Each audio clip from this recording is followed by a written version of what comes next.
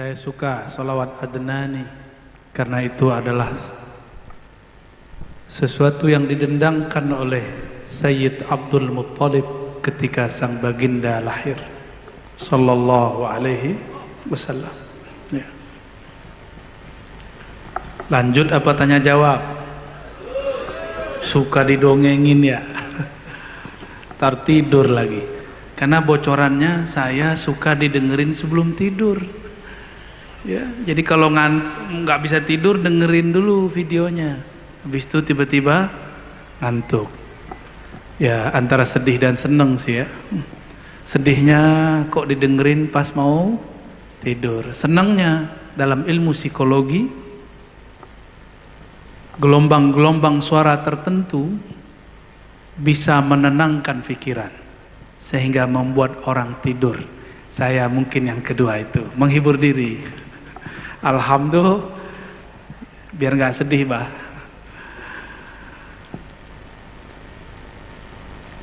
Man arafa nafsahu faqad arafa rabbahu. Siapa yang kenal dirinya, kenal namanya, afalnya, sifatnya, dan zat dirinya, dia akan kenal Allah Subhanahu wa ta'ala. Sumber diri kita dari siapa? Dari nur Nabi Muhammad sallallahu alaihi wasallam. Ruh kita dari ruh Nabi Muhammad sallallahu alaihi wasallam. Maka disebut Nabiuna Muhammad sallallahu alaihi wasallam Abul Arwah. Apa sebutannya? Abul Arwah. Beliau bukan Abul Rijal, tapi beliau Abul Arwah. Karena ruh tidaklah berjenis kelamin. Ruh itu suci, selalu suci. Dia hanya terhijab dan terhalang. Lain dengan kolbu. Kalau kolbu kita maksiat dengan mata, telinga, langsung ada noda hitam di kolbu. Apalagi jika di kolbu ada iri, dengki, suudzon, buruk sangka kepada makhluk Allah, maka ada noda hitam di kolbu. Maka kenalilah nama-nama Rasulullah. Ada nama-nama yang diriwayatkan, ada nama-nama yang dimakrifatkan. Nama-nama yang diriwayatkan banyak sekali. Beliau menyebutkan dalam hadis yang sahih, Ana Muhammad, Ana Ahmad.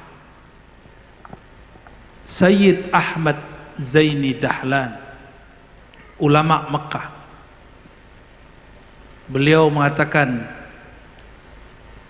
ialah Muhammad, man ismuhu fis sama Ahmad wa fil ardi Muhammad.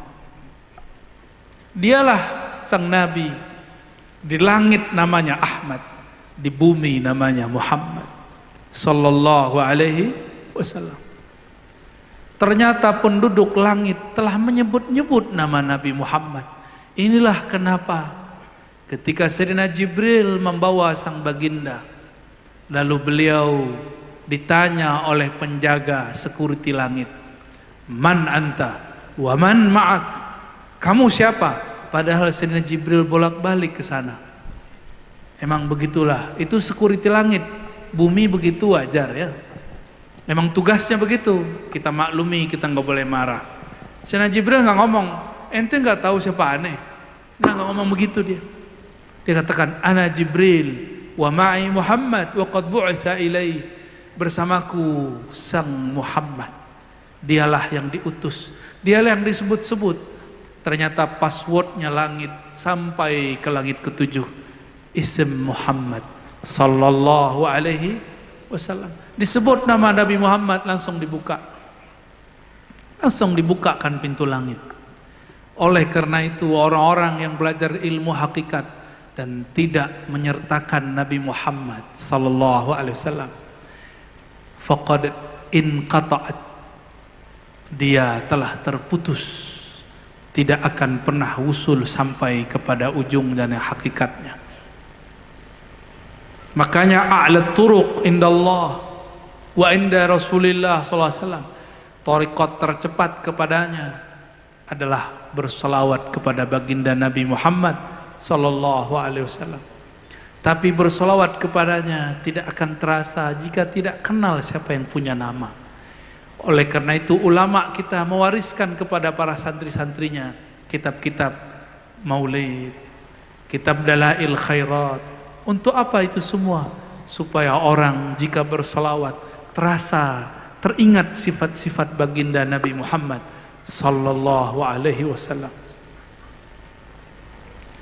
Nanti kalau solawat lewatin pohon, bacanya gini, salatu wassalamu alaika, salam atas engkau wahai Rasulullah. Kalau lagi lewat pohon ya, wahai yang mana semua pohon, semua batu, semua gunung mengucapkan salam kepadanya. Boleh pakai bahasa Indonesia? Boleh. Rasulullah mengerti semua bahasa. Yang penting kita menyampaikan pesan-pesan cinta. Namun karena kita tidak melihat dengan mata hakikat, kita tidak akan lihat disebut nama Nabi di dekat pohon. Pohon itu sebenarnya senang. Suatu kali Rasulullah SAW dibuatkan minbar. Kita tahu kisah ini masyhur luar biasa. Yang membuatkan sahabat yang berasal dari negeri Rum. Karena orang Arab tidak punya peradaban mengukir. Membuat mebel nggak ada. Nabi hanya punya sandaran biasa. Sandarannya terbuat dari pelepah dan pohon kurma. Ketika Nabi pindah ke mimbar, hanna hanina kal ba'ir kan naqah, ada terdengar suara menangis, suara seperti kesedihan ada pada satu benda. Dilihat kiri kanan tidak ada. Ternyata yang bersuara menangis itu adalah sandarannya, kayu-kayu atau pelepah kurma. Coba kalau malam-malam, tengah malam kita lagi zikir, terus lemari kita bunyi, kaget gak? Kaget ya? Ada juga yang separuh-separuh gila habis itu. Tuh Lia Eden udah meninggal. Lia Eden itu sholat tahajud. Dia merasa kamarnya sudah dikunci. Tapi kok tiba-tiba ada sosok putih di depannya yang tidak pernah mengaku jadi siapa-siapa, tapi diyakini sebagai Jibril.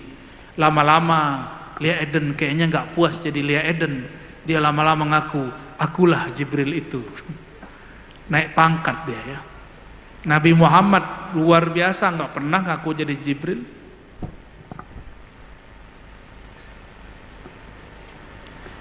Nabi Muhammad sallallahu alaihi wasallam disalami semuanya, ya, disalami semuanya.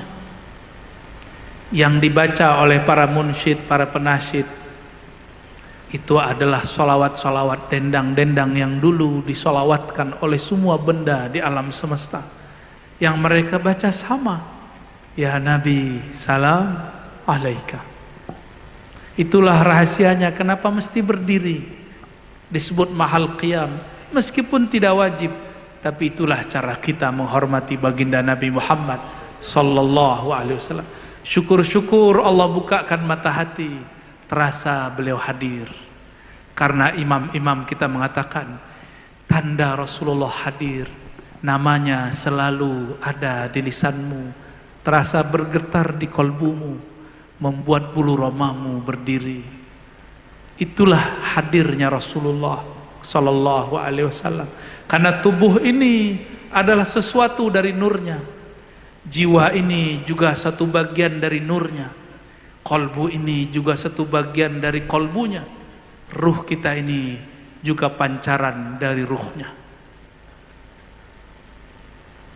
Maka kenalilah beliau dengan sekenal-kenalnya. Maka tidak salah Sayyidina Umar ketika mengatakan Muhammad tidak pernah mati. Sayyidina Umar sedang mabuk dalam bab hakikat cinta. Tapi ini babnya sedang di bab syariat. Ditegur oleh Abu Bakar, dibacakan ayat. Maka dulu ayat ruqyah digunakan bukan untuk kesurupan, tapi untuk menyadarkan orang yang mabuk dalam bab fana, cinta kepada Rasulullah. Jadi ruqyah sekarang turun kelas Abah ya, tapi lumayanlah daripada nggak ada. Ya, karena juga ada ruqyah untuk pengobatan. Tafadhol silakan. Jika bisa memberi manfaat, kasih manfaat. Falyanfa kata Nabi, beliau manfaat kepada manusia. Tapi sahabat-sahabat kelas tinggi, ayat dibaca bukan untuk mengeluarkan jin dan syaitan, tapi untuk menyadarkan seorang sahabat dari fana dalam cinta kepada Rasul sallallahu alaihi wasallam. Dibacakan ayat, ya Umar, kata Abu Bakar, karena Abu Bakar juga guru Sayyidina Umar. Kata Sayyidina Abu Bakar, Allah pernah berfirman, afa immata au qutila, seandainya Sayyidina Muhammad itu wafat atau terbunuh, lalu kalian inqalabtum ala aqabikum, kalian akan berpaling, kalian akan goncang. Sayyidina Umar langsung sadar dari mabuk cintanya. Itu sebabnya kalau ada lagi mabuk zikir, itu bacakan aja laqad ja'akum, keras bacanya, atau innallaha malaikatahu. Ada yang zikir enggak berhenti-berhenti, angkat tangan baca innallaha wa malaikatahu yusalluna 'alan nabi ya ayyuhalladzina amanu sallu 'alaihi wa sallimu taslima. Lalu selawat dengan keras, nanti dia akan berhenti. Dia akan sadar dari fananya dalam zikrullah. Itulah dahsyatnya nama baginda Nabi Muhammad sallallahu alaihi wasallam. Sayyidina Abu Bakar menyebutkan fa immata, nama Nabi Muhammad sallallahu alaihi wasallam disembunyikan dalam lafaz fa immata huwa au qutila huwa, huwanya disembunyikan, maka hu itu adalah nama yang disembunyikan. Disitulah Sayyidina Umar sadar beliau menangis.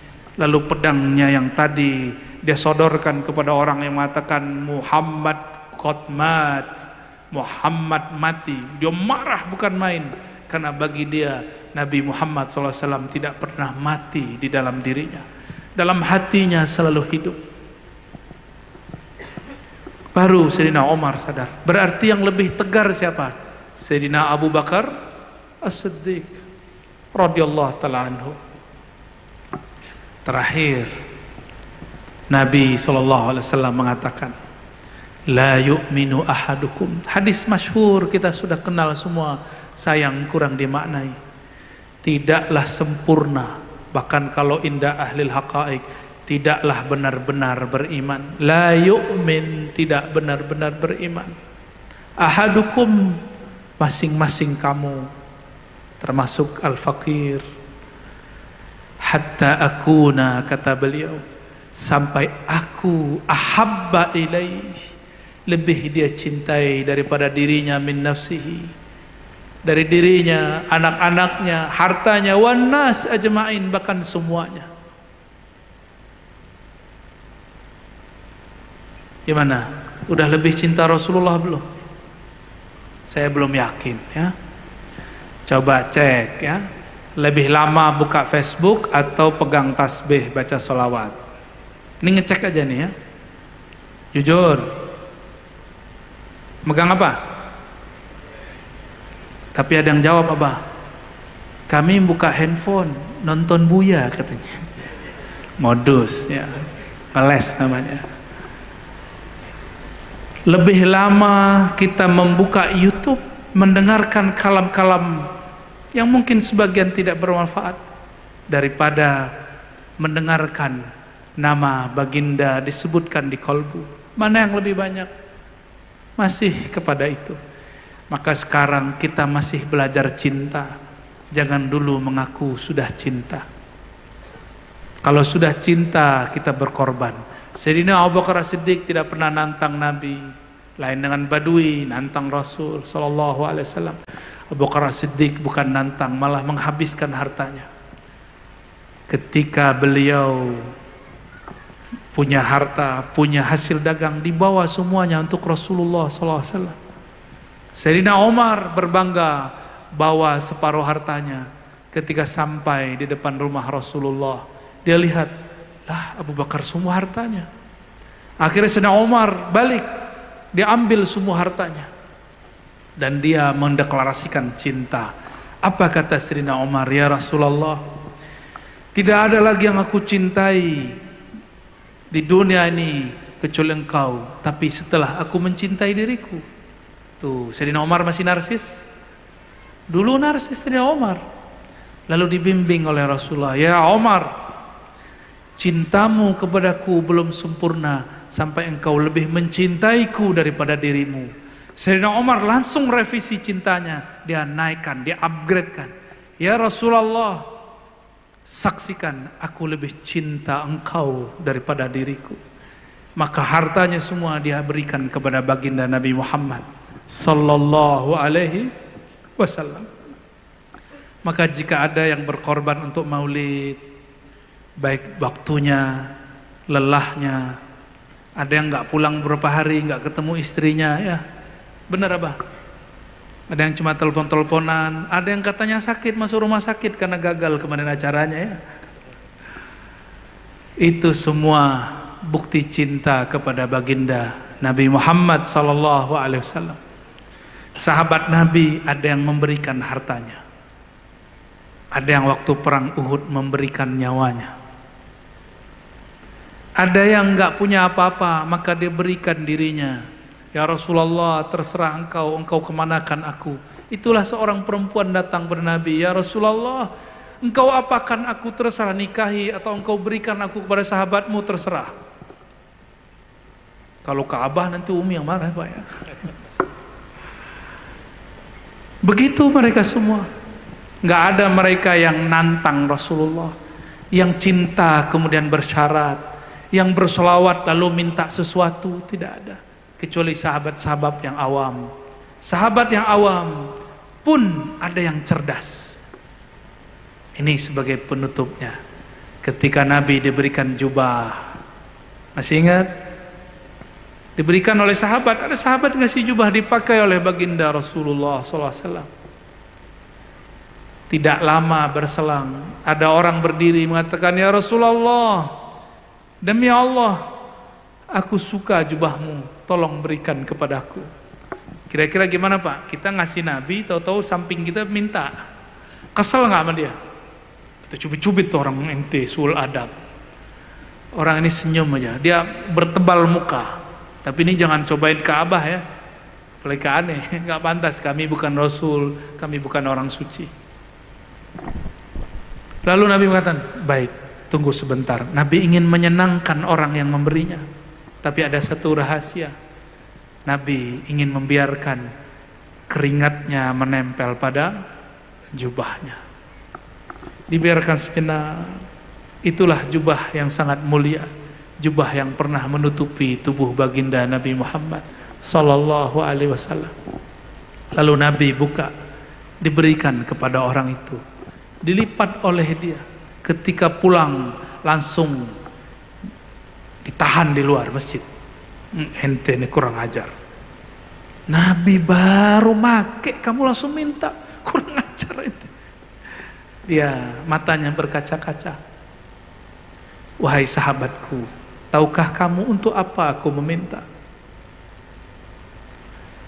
Inilah modalku satu-satunya. Karena aku rasa nyawaku sudah mau habis. Maut hendak menjelang. Aku berharap dikafani dengan jubah baginda Nabi Muhammad sallallahu alaihi wasallam. Itu kepintar-pintarnya Arab Badui itu ya. Ini yang sudah cerdas. Yang sudah cerdas, yang belum cerdas kayak tadi.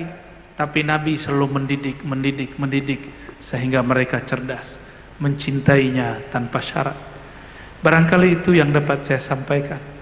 Semoga kita tambah cinta kepada baginda Nabi Muhammad sallallahu alaihi wasallam, melebihi diri, melebihi harta, melebihi pasangan, melebihi dunia.